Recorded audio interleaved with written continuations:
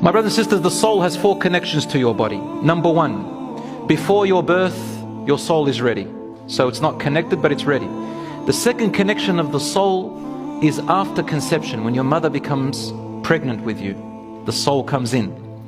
The third connection is when you're asleep.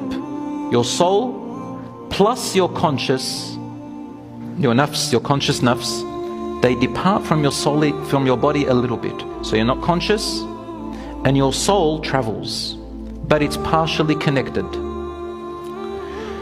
And the fourth way is when you die. The soul completely leaves your body along with the nafs, with your conscious state. And there is a fifth one, and that is your resurrection. When you are raised from the earth after death, the soul comes back.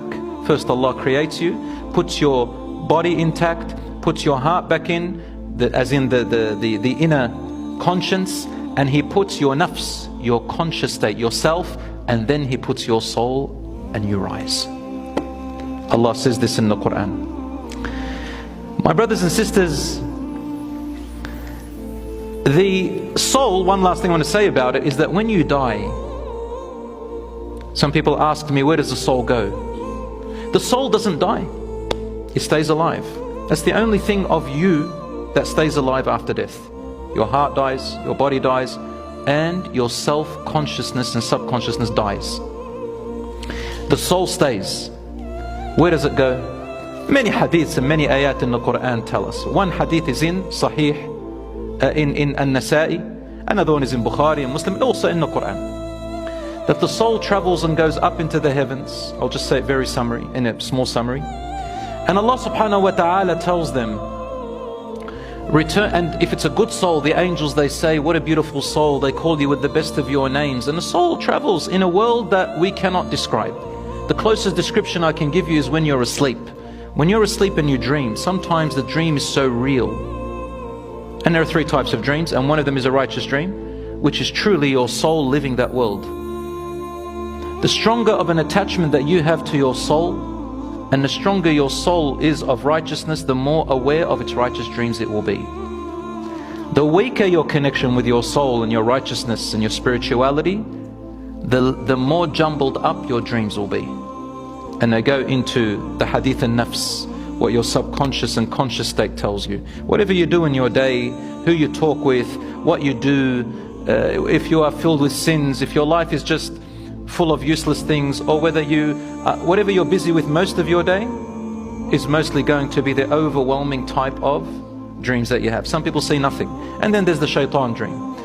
The righteous dreams, the closer you are, more pure you are with your soul, the more righteous you will be aware of them. And this soul goes and sees other souls who have passed away. In An-Nasa'i, Rasul said, that is reported from him, and then they bring the other souls who have passed away, the souls of people who passed away, of the righteous people. They rush to this new soul when it dies. Rasul said, the state of those old souls that have died, their bodies have died, the righteous ones, the good ones, they rush to this new soul so excited and happy and rejoicing, like the way you rejoice when you go to meet a family or a person that you love who had gone overseas and come back after a while. And what do you ask the person who's gone overseas? We Lebanese people, probably I'll call all the Arabs as well, maybe a few others, when we go to the airport and we've got one person coming, let's say one person, we fill up the airport as if we own it. You see our kids, they got no leashes, just running around, and some of them run into the doors where you're not allowed to with security. Once I saw a kid running, suddenly beep beep beep, it's one of our kids.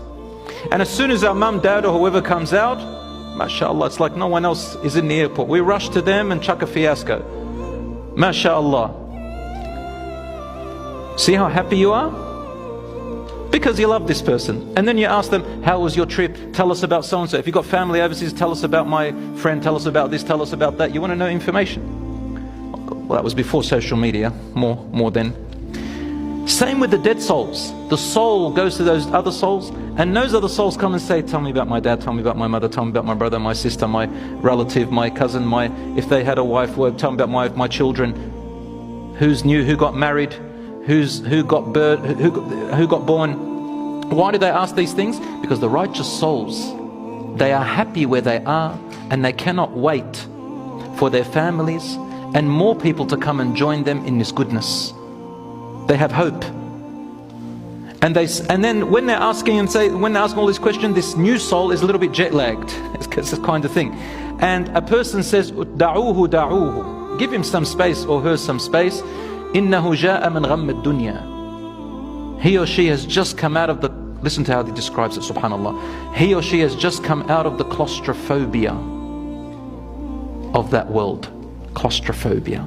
The righteous souls call this world claustrophobia. So brothers and sisters, what happiness are you looking for here? In this materialistic world, they're just a vehicle. It's just temporary happiness. Happiness doesn't last. Sadness doesn't last. The true happiness is in here, when you are connected with your soul and into the hereafter. Nothing makes you afraid. Nothing can stop you, inshaAllah. Nothing can make you sad. You feel it, but it won't stop you, inshaAllah. So brothers and sisters, this is part of what the soul happens to it, and Allah knows best.